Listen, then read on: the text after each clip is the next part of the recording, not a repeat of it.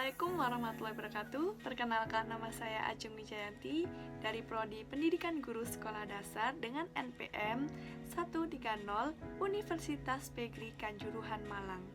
Baik, di sini saya akan mereview tugas yang telah diberikan oleh Bapak Ludovicus Bomaswadu SPD MPD, yaitu tentang ketahanan nasional. Di sini saya akan membahas 3 aspek, yaitu konsep dan urgensi ketahanan nasional dan bela negara. Yang kedua, menggali sumber historis, sosiologis, dan politis tentang ketahanan nasional dan bela negara. Yang ketiga, mendeskripsikan esensi dan urgensi ketahanan nasional dan bela negara. Baik, menuju bahasan yang pertama, yaitu konsep dan urgensi ketahanan nasional dan bela negara. Ketahanan bangsa merupakan kemampuan suatu bangsa untuk mempertahankan persatuan dan kesatuannya, memperkuat daya dukung kehidupannya, menghadapi segala bentuk ancaman yang dihadapinya, sehingga mampu melaksanakan kehidupan dalam mencapai kesejahteraan bangsa tersebut. Secara etimologi, ketahanan berasal dari kata tahan yang berarti tabah, kuat, dapat menguasai diri, gigih, dan tidak mengenal menyerah. Sedangkan kata nasional berasal dari kata nation yang berarti bangsa sebagai pengertian politik. Jadi, ketahanan nasional secara etimologi dapat diartikan sebagai mampu, kuat, dan tangguh dari sebuah bangsa dalam pengertian politik. Pengertian ketahanan nasional secara terminologi salah satunya yaitu wajah ketahanan nasional Indonesia. Menurut salah seorang ahli ketahanan nasional Indonesia, GPH.S. Suryo Mataraman, ketahanan nasional memiliki lebih dari satu wajah. Dengan perkataan lain, ketahanan nasional berwajah ganda, yakni ketahanan nasional sebagai konsepsi, ketahanan nasional sebagai kondisi, dan ketahanan nasional sebagai strategi. Himpunan Lemhanas pada tahun 1980. Terdapat 3 pengertian ketahanan nasional atau disebut sebagai wajah ketahanan nasional, yakni 1. Ketahanan nasional sebagai konsepsi atau doktrin. Yang kedua, ketahanan nasional sebagai kondisi. Yang ketiga, ketahanan nasional sebagai strategi, cara atau pendekatan. Ketahanan nasional sebagai konsepsi adalah konsep khas bangsa Indonesia sebagai pedoman pengaturan penyelenggaraan bernegara dengan berlandaskan pada ajaran Astagatra. Ketahanan nasional sebagai kondisi adalah kondisi dinamis bangsa Indonesia yang berisi keuletan dan daya tahan. Ketahanan nasional sebagai metode atau strategi adalah cara yang digunakan untuk menyelesaikan masalah dan ancaman kebangsaan melalui pendekatan Astagatra yang sifatnya integral, komprehensif. Ketahanan nasional memiliki dimensi seperti ketahanan nasional ideologi, politik, dan budaya, serta konsep ketahanan berlapis dimulai dari ketahanan nasional diri, keluarga, wilayah, regional, dan nasional. Inti dari ketahanan nasional Indonesia adalah kemampuan yang dimiliki bangsa dan negara dalam menghadapi segala bentuk ancaman yang dewasa ini. Spektrumnya semakin luas dan kompleks, baik dalam bentuk ancaman militer maupun nirmiliter.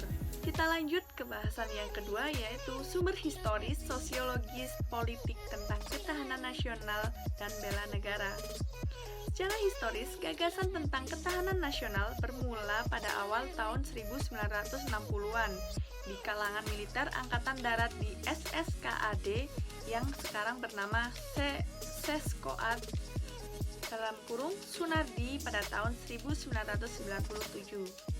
Pada tahun 1968, pemikiran di lingkungan SSKAD dilanjutkan oleh Lemhanas, Lembaga Pertahanan Nasional, dengan dimunculkan istilah kekuatan bangsa. Pada tahun 1969, lahirlah istilah ketahanan nasional yang intinya adalah keuletan dan daya tahan suatu bangsa untuk menghadapi segala ancaman. Pada tahun 1972 dimunculkan konsepsi ketahanan nasional yang telah diperbaharui. Pada tahun 1973, secara resmi konsep ketahanan nasional dimasukkan ke dalam GBHN yakni TAP MPR nomor 4/MPR/1978. Konsepsi terakhir ini merupakan penyempurnaan sebelumnya.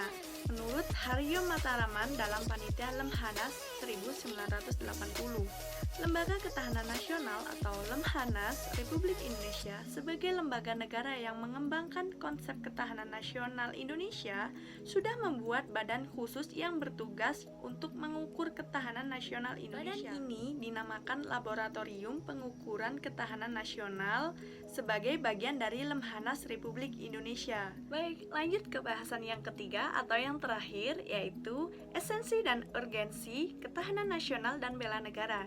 Yang pertama, yaitu esensi dan urgensi ketahanan nasional. Unsur-unsur ketahanan nasional model Indonesia terdiri atas 8 unsur yang dinamakan Astagatra atau 8 gatra yang terdiri dari Trigatra, 3 gatra alamiah, dan Pancasila gatra dan Pancagatra, 5 gatra sosial. Unsur atau gatra dalam ketahanan nasional Indonesia tersebut sebagai berikut. Yang pertama, 3 aspek kehidupan alamiah atau Trigatra, yaitu 1. Gatra letak dan kedudukan geografi, 2. Gatra keadaan dan kekayaan alam, 3. Gatra keadaan dan kemampuan penduduk. Yang berikutnya, 5 aspek kehidupan sosial, Pancagatra, yaitu 1. Gatra ideologi, 2.